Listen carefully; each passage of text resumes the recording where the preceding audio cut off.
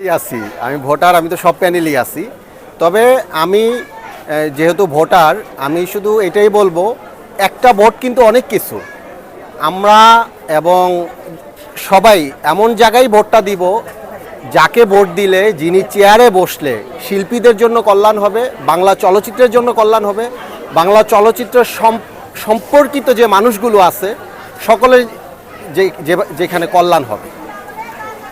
দেখেন, এটা সদস্যপদ বাতিল করার যিনি এখতিয়ার রাখেন, সভাপতি, সেক্রেটারি, ওনাদের জায়গা থেকে এটা কিভাবে করেছে এটা ওনারা ভালো বলতে পারবে। কিন্তু আমি বলবো যে আপনি যাকে শিল্পী বানিয়েছেন, আপনি তো বুঝে শুনেই তাকে শিল্পী বানিয়েছেন, কিন্তু পরবর্তীতে যদি তার সদস্যপদ বাতিল হয়, এটা কিন্তু দেখেন, একটা ফিল্মে যখন একটা হিরো, একটা হিরোইন, একটা মানুষ যখন ফিল্মে আসে, তার স্ট্রাগেলটা কিন্তু অনেক বেশি।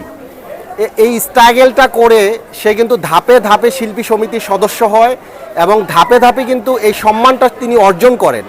হুট করে হঠাৎ করেই যখন তার শিল্পী সমিতি থেকে সদস্যপদ বাতিল হয়ে যায়, এটা যে মানুষটার বাতিল হয়ে যায়, সে মানুষটা বুঝে এর কষ্টটা কতটুকু কঠিন।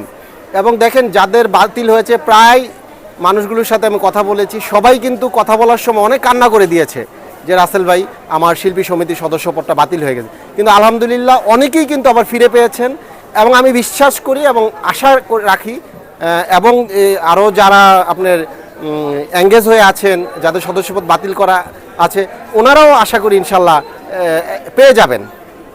আপনি কেন জানবেন না? আপনি ইউটিউবে রাসেল মিয়া লিখলে আমার ইউটিউবে দেখবেন, আধা ঘন্টা পর্যন্ত স্টল করলে খালি রাসেল মিয়ার কাজই দেখবেন। এই যে কিছুদিন আগে আমি একটা নাটক করছি, নাটকটাতে ট্রেন্ডিং 2-3-তে আছে। নাটকটা হচ্ছে আম্মাজান, আমি মৌসুমী হামিদ আমরা করেছি। এটা তো মনে হয় যে আমি গতকালকে দেখলাম যে প্রায় 4 মিলিয়ন ভিউ। আমি তো কন্টিনিউ কাজ করতেছি। আর সিনেমা তো এই যে আমার ঈদের পরেই আমার একটা ছবি রিলিজ, ময়নার শেষ কথা। এরপরে আমি করতেছি গিরগিটি, গোয়ার। আমি তো কাজে ব্যস্ত। কারণ আপনি যদি ইউটিউবে রাসেল মিয়াকে সার্চ না করেন, বসে থাকেন, তাহলে আপনি আমাকে কিভাবে দেখবেন? সিনেমার নামই তো বললাম, গিরগিটি, গোয়ার, এ তো ধাপে ধাপে আসতেছে। এখন ঈদে তো মনে করেন আমি ছোট শিল্পী, আমি ছোট মানুষ, আমার যোগ্যতাটা এখনও ওই জায়গাতে এসে দাঁড়ায় নাই যে ঈদে আমার ছবি রিলিজ আমি করব। তবে আমি বিশ্বাস করি, এবং আমার যে শ্রোতারা আছে যারা আমাকে ভালোবাসে, বিশ্বাস করি যে ঈদে রাসেল মিয়ার ছবিও খুব জমজমাটভাবে ইনশাল্লাহ রিলিজ হবে। এই ঈদে রিলিজ হচ্ছে না, আমার এই ঈদের পরেই আমার একটা ছবি আসতেছে এবং কোরবানিতে আমার ছবি আছে ইনশাল্লাহ। প্রশ্ন করছেন মানে রাসেল মিয়া সম্পর্কে আমি বলি, রাসেল মিয়া সম্পর্কে না জেনে আপনি সবগুলা প্রশ্ন করছেন।